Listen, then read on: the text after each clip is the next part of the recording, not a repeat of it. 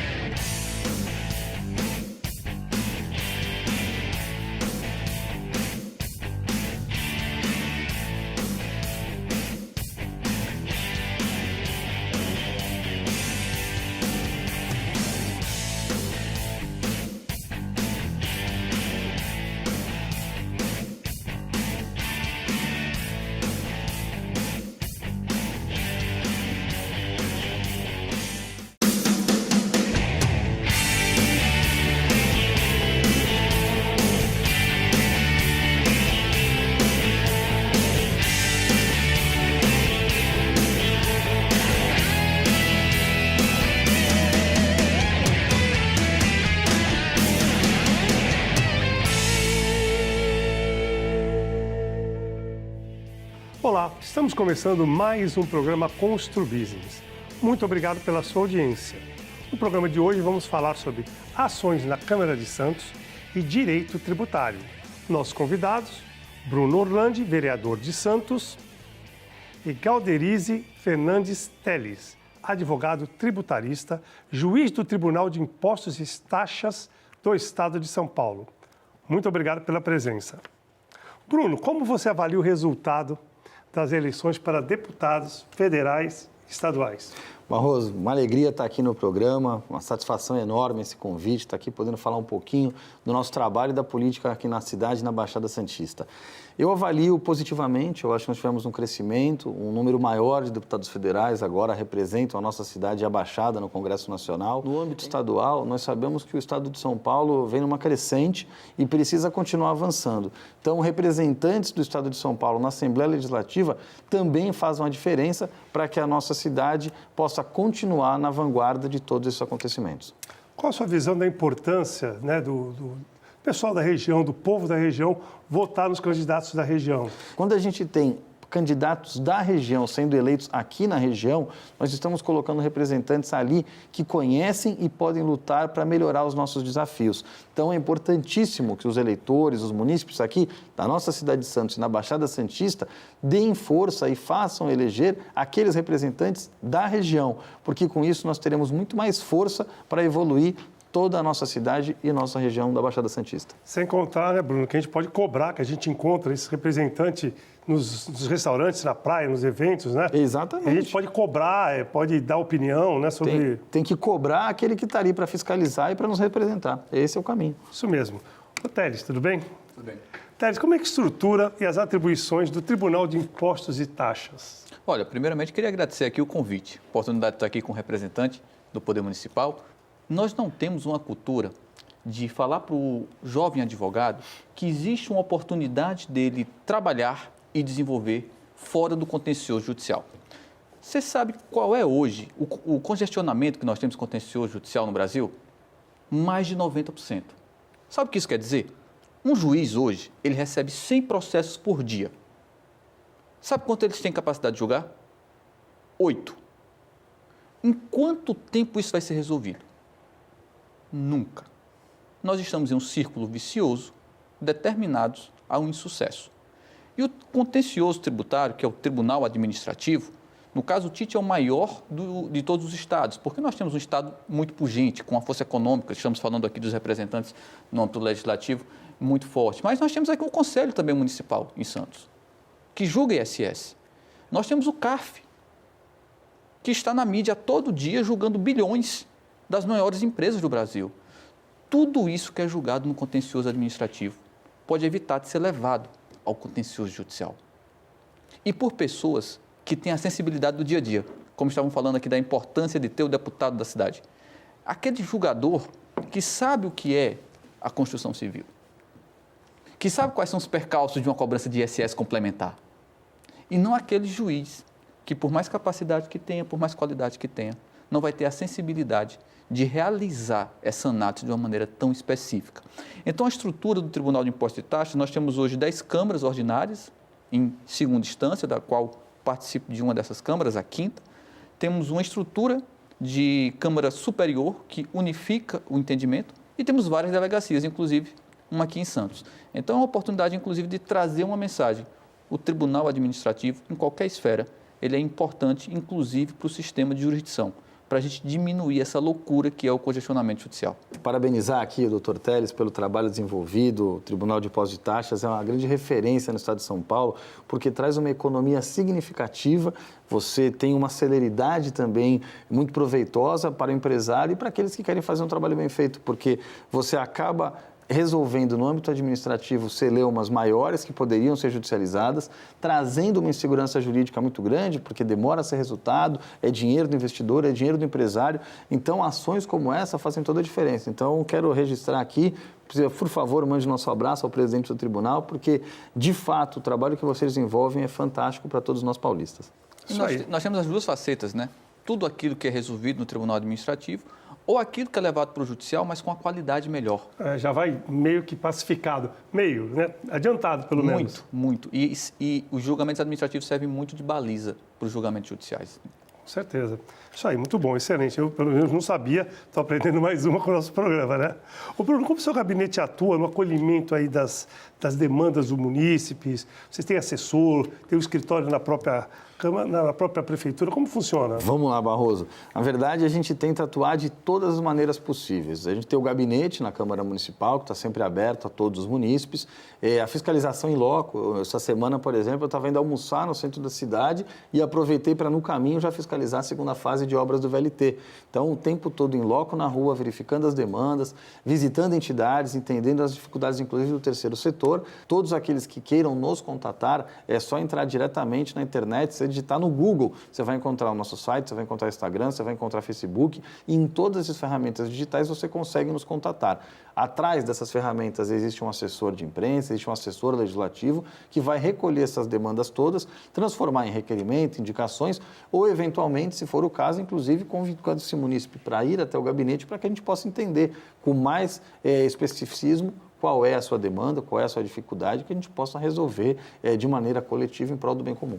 A maioria dos casos, eu sei que pedido de emprego, poda de árvore, a gente não pode fugir. Mas tem algumas propostas interessantes, né? E são propostas que podem se tornar um projeto de lei, um requerimento para a Câmara debater, discutir, ou até para o prefeito, né? Eu acho que é importante, né? Os cruzeiros estavam parados em todo o Brasil, é um setor da economia que gera muito emprego, que faz girar de sobremaneira a economia local e até nacional, por toda a grandeza do Porto de Santos, né? Aqui nós temos o maior terminal de cruzeiros de todo o Brasil, e dentro de um trabalho na Câmara Municipal, vindo do clamor da sociedade, nós conseguimos a liberação. Foi a primeira manifestação no Brasil em prol da liberação dos cruzeiros e, obviamente, depois com outros políticos chegando, com outros setores importantes da sociedade dando eco a esse clamor, nós conseguimos a volta. Então, é um trabalho de fiscalização, é um trabalho de proposta legislativa, mas também é um trabalho de pressão política para que alguns órgãos possam exercer ou, eventualmente, autorizar o funcionamento de alguns setores para que a gente possa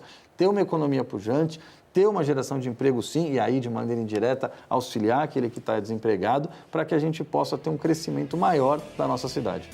Muito bom. Vamos para o nosso intervalo, logo estaremos de volta.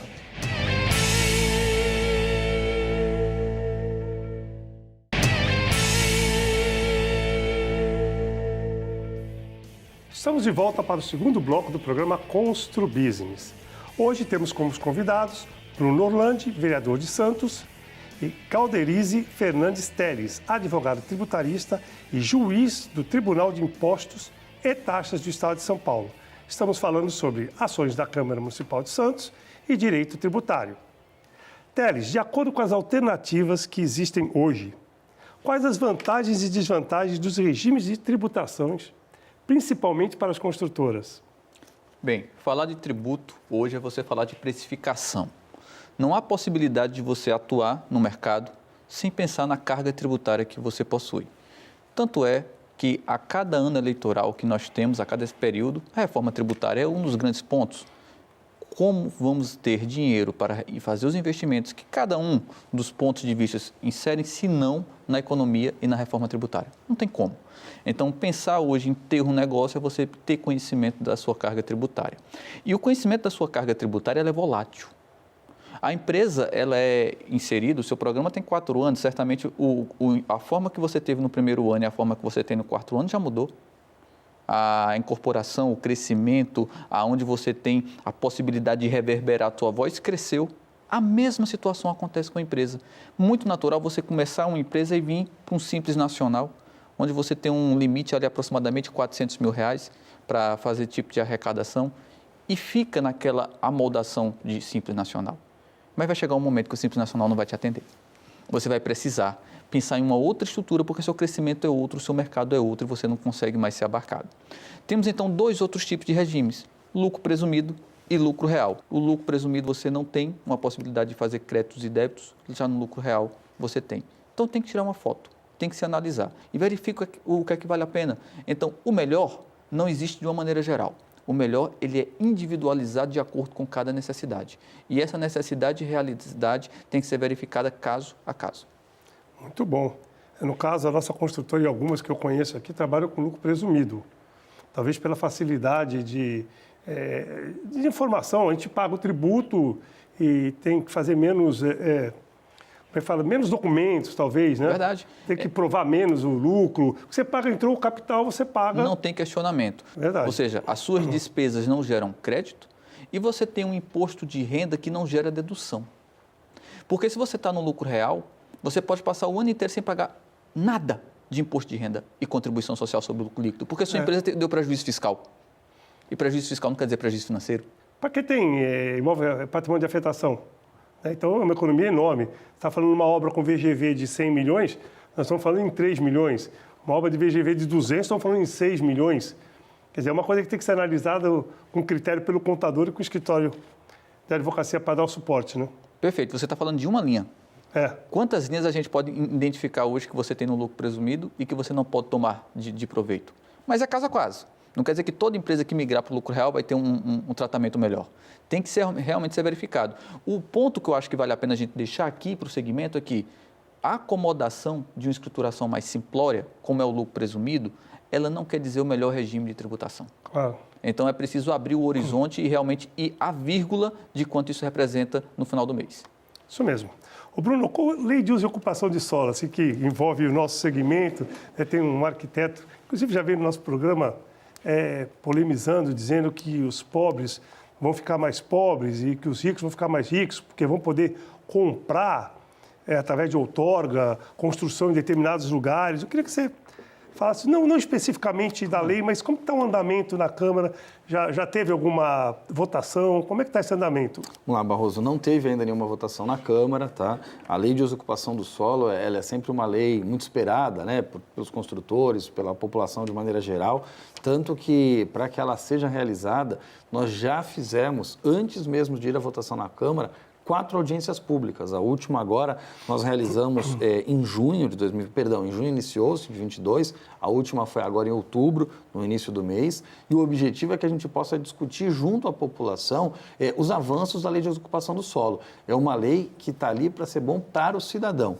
Então, ela é discutida em audiências públicas, ela é discutida na Câmara Municipal. Depois das audiências públicas, vai a votação por 2 oportunidades para depois retornar e a sanção do prefeito, né, do chefe do Poder Executivo. Inclusive, deixar claro que eu participei de 5, 6 reuniões junto com a secretária de Obras e Planejamento, com o secretário de Desenvolvimento Urbano e várias pessoas, e eu não vi nada disso que afetasse tanto, assim, principalmente a parcela dos menos favorecidos. Eu, sinceramente, não vi.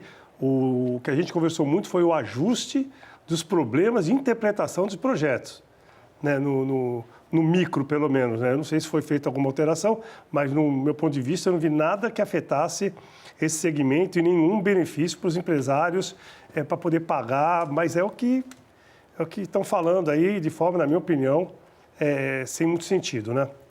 Teres, antes do nosso intervalo, fazer mais uma pergunta. Código de Santos, de cobrança em relação a tributos, né?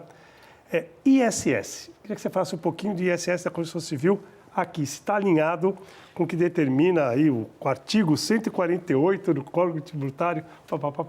Imagina falar mal de uma legislação municipal com representantes do poder municipal à mesa, né? E isso não vai virar debate, nós estamos aqui em mas segundo ele entrou há turno. pouco tempo, isso aí já tem há 10 anos, 15 muita anos. coisa é lei de iniciativa do Poder Executivo, né? Mas, brincadeira à parte, é sempre bom, importante Primeiro, o aprender artigo um pouquinho. 148, sabe que artigo é esse aqui? Fala sobre arbitragem. O que acontece? O ISS na obra, ele se dá de uma maneira contínua. Você vai construindo a sua obra, pode parar 1 ano, 2 anos, 3, 4, 5 meses, e o que se tem de previsão, às vezes, nem sempre é o que você determina ao final do fechado do dia. Terminou a obra, tudo que você já pagou de ISS contempla o que era devido, e aí entra o poder de fiscalização. E nós temos aqui um segmento pujante em Santos, né? Basta ver as obras que vêm acontecendo ao redor da cidade, que é um bom sinal, diga-se de passagem, gera uma forte economia e emprego. Eu diria que a legislação municipal e o código, eles se conversam. O CTN é o Código Tributário Nacional. Toda a legislação municipal e estadual tem que se amoldar a ele. Se não amoldar, a gente tem um problema de ilegalidade, porque ele é lei complementar. Ele está acima, ele tem uma hierarquia acima de um código municipal. Então, o Código Municipal ele vem para conversar com o CTN. Se ele não conversa, a gente já tem um desajuste. E tanto o municipal como o CTN prevê, olha, eu posso arbitrar o valor. E o que quer dizer arbitrar o valor? Chegar ao final da obra e identificar que o pagamento não foi completo. Verificando que o pagamento não foi completo, ele vai ali e vai fazer essa cobrança. 2 pontos. Tem que ter um procedimento específico para isso, administrativo, e só pode fazer essa cobrança adicional, e aí está a grande situação. Se a sua contabilidade, se a sua escrituração for considerada irregular. O que a gente verifica normalmente nos fiscos te cobro, independentemente de um procedimento específico, independentemente da sua escrituração ser regular ou não. E aí você discute ou não discute aquele pagamento. E o que acontece? Nós tivemos em 2017, para ser mais exato, em março de 2017, um julgamento muito importante, denominado a tese do século, que foi a exclusão do ICMS da base de cálculo PIS/COFINS. 5-4? 5-4, mas foi julgado pelo STF.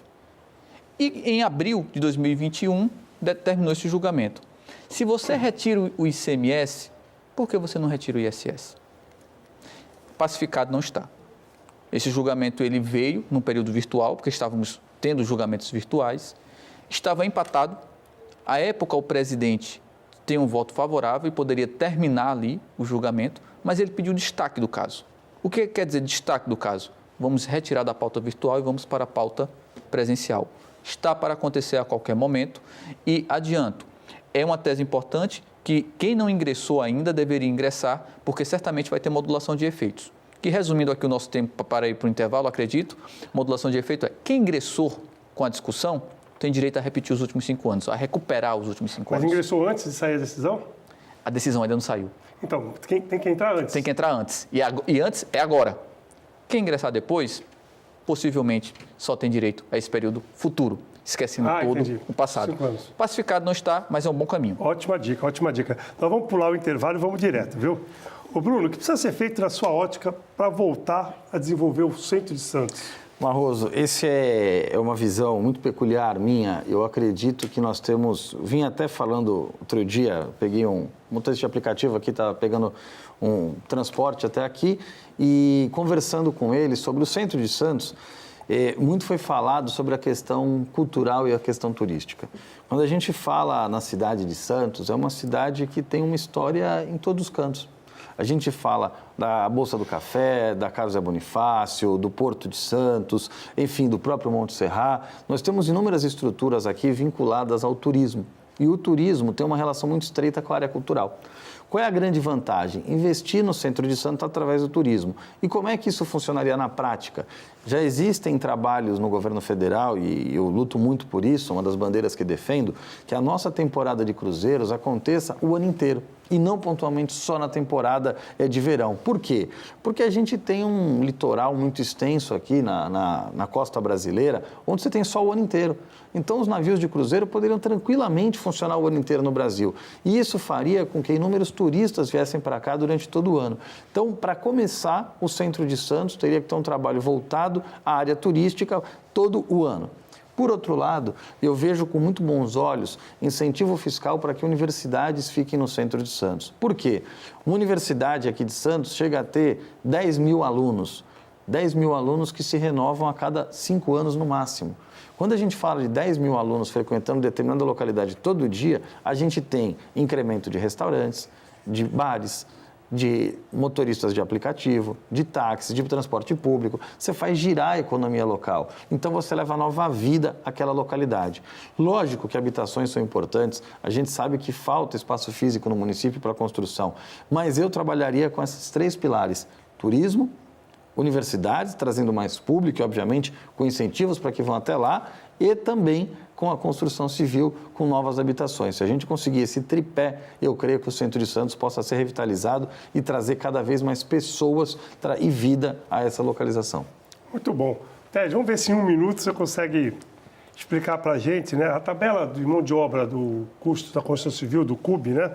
Ele reflete o valor da mão de obra da cidade. Como adequar essa situação?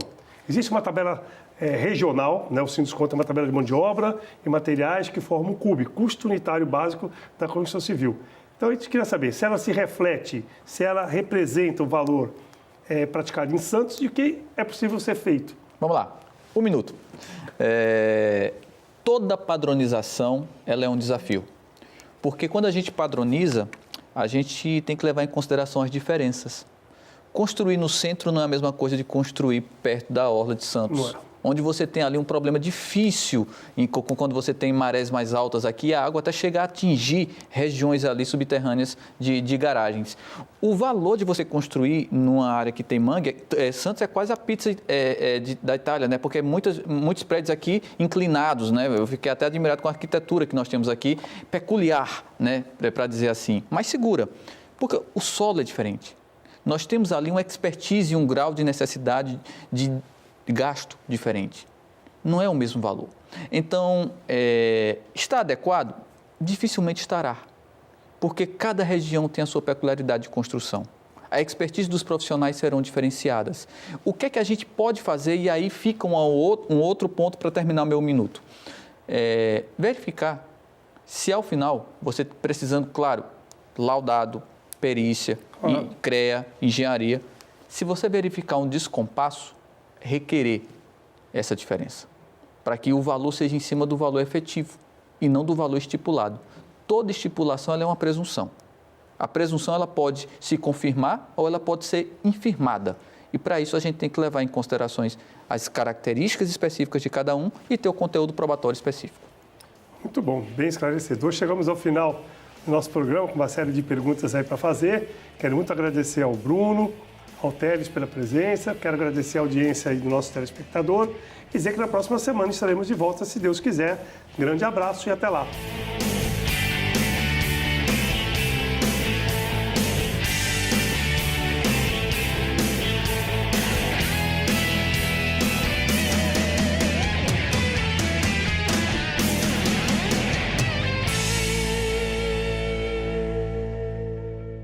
Programa Constru Business. Constru Business. Oferecimento Ingeplus Construtora e Incorporadora.